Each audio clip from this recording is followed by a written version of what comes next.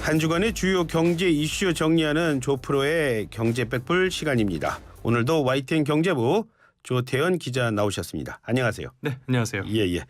조 기자, 먼저 은행 얘기 좀 하겠습니다. 네. 갑자기 시중은행들이 요즘에 상생이란 말을 많이 한다고요? 어제 우리은행에서 또 발표가 나왔는데요. 예. 무슨 행사를 열었습니다. 이복현 금감원장도 참석을 했고요. 상생금융 패키지라는 걸 발표를 했거든요. 예. 내용을 보면은 가계대출 상품 금리를 0.7%포인트 내리고요. 1년 동안 고객 연체 원금의 상환을 지원하겠다.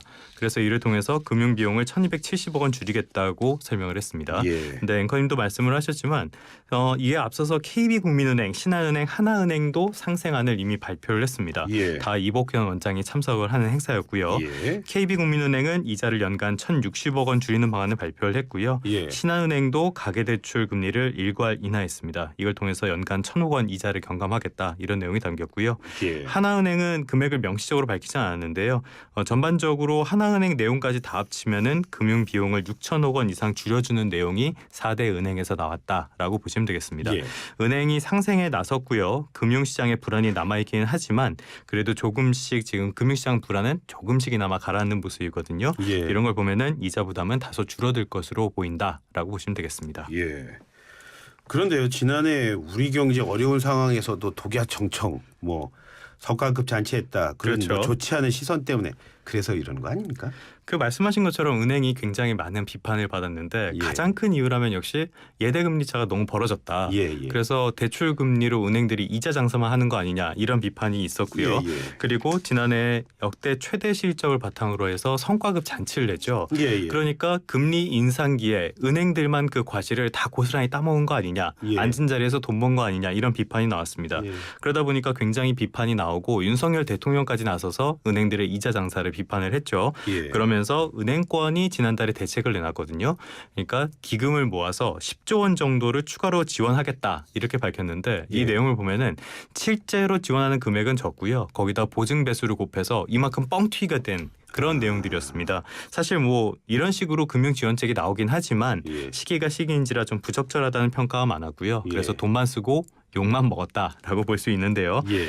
그래서 추가 대책이 나온 것으로 볼 수 있겠습니다. 근데 이 추가 대책을 보면서는요. 두 가지 정도를 생각할 필요가 있을 것 같습니다. 예. 먼저 당국이 민간 기업에 이렇게까지 개입을 해도 되나? 라는 측면이 하나 있을 것 같은데요.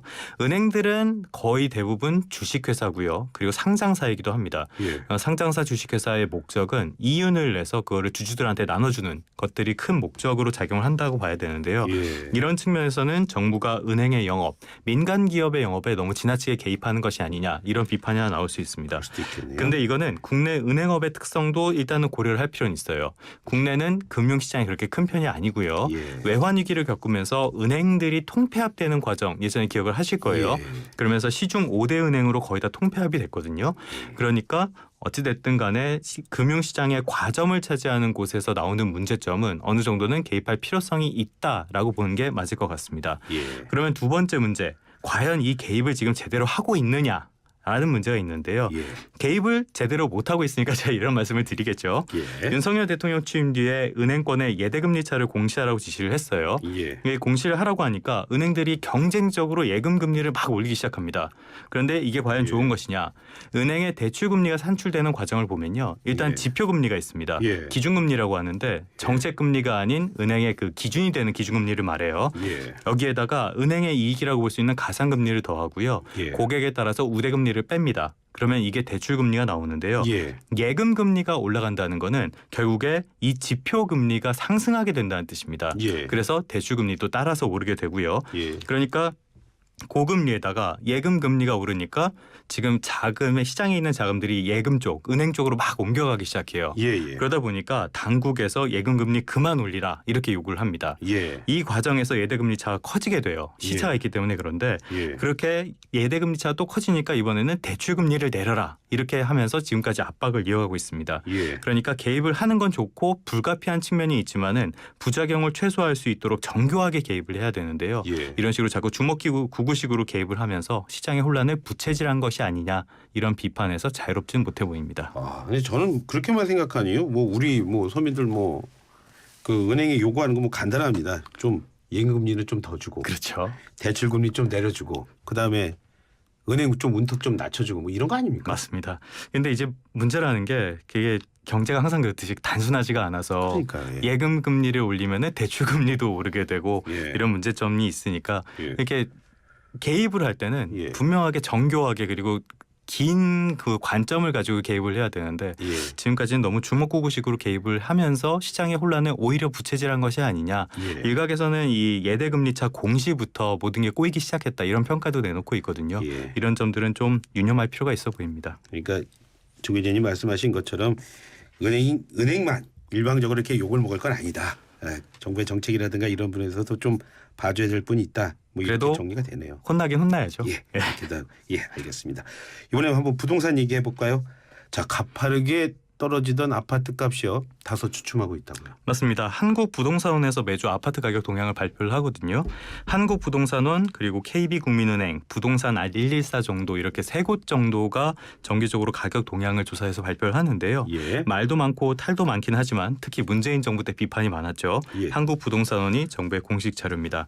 이번에 나온 주간 자료를 보면요. 전국의 시군구 176개 가운데 전주보다 가격이 오른 곳이 5곳이었거든요. 예. 지난주에는 2곳밖에 없었는데 이거보다 늘어났습니다. 예. 서울 아파트 값이 0.13% 하락했어요. 예. 낙폭 자체가 그렇게 작은 편은 아니거든요. 예. 그런데 낙폭이 7주째 줄어들고 있습니다. 그래서 좀 눈에 띄었고요. 예. 전반적으로는 하락을 했는데 강동구가 올랐어요. 0.01% 올랐더라고요. 찾아보니까 지난해 6월 이후에 42주 만에 상승세로 반전한 거였습니다. 예. 조 기자, 그러면 이른바 우리가 얘기하는 대로 뭐 쉽게 얘기하는 대로 우리나라 부동산 경기 이제 바닥을 찍었다 뭐 이렇게 봐도 되는 거예요? 요즘 이런 얘기 하시는 분들 꽤 있죠. 예. 근데 결론부터 말씀드리면은 일부 지표를 가지고 너무 과대하게 해석한 거 아닌가라는 예. 평가를 해볼 수 있겠습니다. 최근에 정부가 규제를 막 풀고 이러면서 급매물이 시장에서 소화가 되고요. 예. 매물을 뭐 걷어들인다 이런 소식도 들으셨죠. 예. 그러면서 낙폭이 축소되는 모습인데 아직 단정적으로 좀 평가하기는 어렵고요. 예. 집값 반등이나 뭐 바닥을 다졌다 이런 평가가 나오려면은 이런 추세가 꾸준히 이어지고 거래도 활성화가 돼야 되는데 아직 예. 그런 조짐까지는 보이지 않는 것 같습니다. 예. 거래량을 보면요. 지난달에 서울 아파트 거래가 2,400여 건 정도가 됐거든요. 예. 꽤 많이 늘어나긴 했는데 2021년 2월에는 이 3,800여 건이었고 2020년에는 8,300여 건이었습니다. 차이가 많이 나네요. 예. 예. 문재인 정부 시절에 뭐 부동산 시장이 워낙 과열됐었기 때문에 이런 측면도 있긴 하지만 예. 아직까지 뭐 반등을 얘기할 정도의 거래량은 아닌 것 같고요. 예. 그리고 이거 지난주에도 한번 말씀드렸던 것 예. 같은데 기준금리가 역시 여전히 높은 상황인 점. 집값에는 여러 가지가 영향을 미치지만 일단 기준금리 그리고 집값을 바라보는 뭐 시선, 전망 같은 것들 다양하게 영향을 미치는데 기준금리를 빼놓을 수가 없죠. 예. 그렇기 때문에 아직 바닥을 이야기하기는 다소 일러 보입니다. 예. 그렇다고는 해도 지금 사실 우리 경제에서 좀 위험하다고 보는 게 부동산 경착륙 가능성인데요. 예. 이 가능성은 조금 줄어든 게 아닌가라고 볼 수 있겠습니다. 예. 부동산 경착륙 얘기하면은 더 떨어져야지 무슨 말이냐 예. 이렇게 반응하시는 분들 많은데 사실 부동산 경착륙은 우리 경제에 재앙이 될 수도 있거든요. 이거는 나중에 한번 자세히 다뤄보도록 하고요. 예. 자료 하나 가져왔는데 예. 한국은행에서 나오는 소비자 동향 조사라는 게 있습니다. 예. 심리 지수거든요. 예. 여기에 주택 가격 전망이 있는데요. 예. 이번 달에 주택 가격 전망이 80으로 한 달 전보다 9포인트 올랐습니다. 꽤 예. 많이 올랐어요. 예. 이 지표가 지난해 말에 60 초반까지 하락했었는데 예. 기준치가 100이니까 여전히 많이 낮긴 하지만은 그렇긴 집값의 하죠. 하락 기대감이 조금씩은 잡힌다라고 볼 수 있겠습니다. 예. 그래서 경착륙 경로에서는 약간 벗어난 것이 아니냐라는 평가도 나오고 있고요. 예. 여러 가지 종합을 해보면은 앞으로 집값이 좀 안정되고 반등이 어느 정도는 된다고 하더라도 뭐 문재인 정부 때처럼 이렇게 급격하게 오르거나 급격하게 하락할 가능성은 좀 줄어든 것이 아니냐라고 볼 수 있겠습니다. 근데 지금 저랑 뭐 조 기자님이 같이 얘기하는 얘기 남의 얘기처럼 듣는 분이 있어요. 집 없으신 분들. 그렇잖아요. 제가 집이 없습니다. 예. 그러니까 지금 한 얘기 말하는 건데요. 그런데 뭐 이런 분들이요. 그러니까 주거 취약계층이라고 할 수 있겠는데 이런 계층에 대한 뭐 뚜렷하게 뭘 어떻게 하겠다 이런 얘기는 좀 있어요? 사실 이런 대책들은 좀 빨리 나와야 된다고 생각을 예, 예. 하는데요.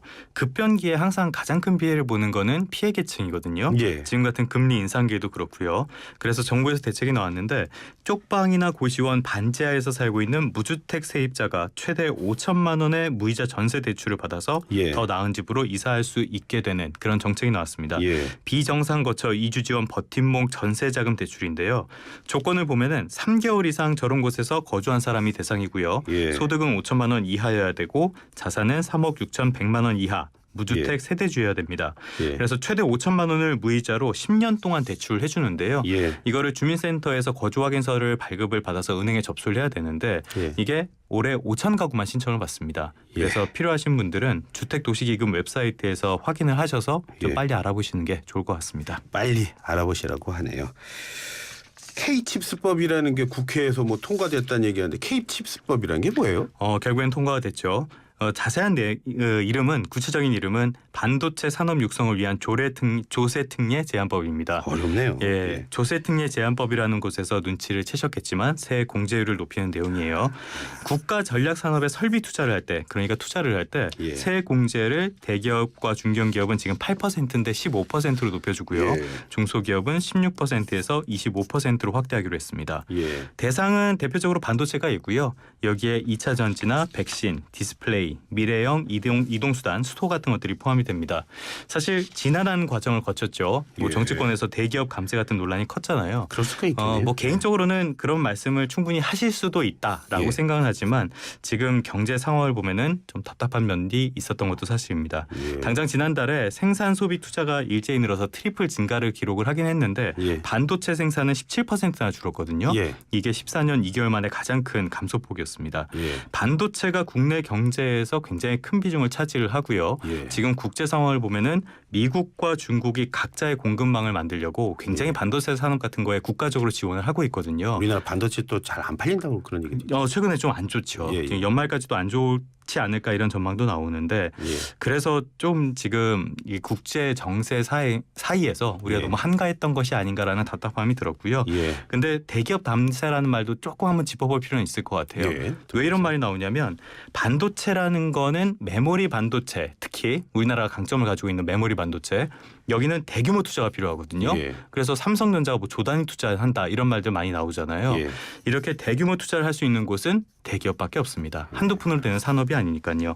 그렇기 때문에 정치권에서 산업에 대한 이해가 다소 부족한 것이 아닌가라는 비판도 나오고 있습니다. 예. 국가적인 차원에서 좀 도와주는 거는 뭐 나쁘지 않다 뭐 이런 말씀으로 들리네요. 그렇죠. 왜냐하면 아까도 말씀을 드렸지만 미국과 중국이 지금 공급망을 자기 위주로 재편을 하는 과정이 있고요. 예. 미국에서 반도체법이 나왔다는 것들 지난주에도 한번 말씀을 드렸는데요. 예. 이런 것만 봐도 공급망 안에 있는 기업에는 혜택을 주고 다른 예. 기업들에는 불이익을 주겠다. 이런 뜻이 아주 명백하거든요. 예. 근데 이게 반도체만으로 끝날 일이냐? 반도체는 저는 서곡이라고 봅니다. 앞으로 뭐 2차 전지 이런 부분들로 차세대 뭐 전망이 좋은 산업들로 이런 것들이 계속 번져나갈 가능성이 크다고 보고 있거든요. 예. 그래서 경제 안보라는 개념이 주목을 받고 있는 건데요.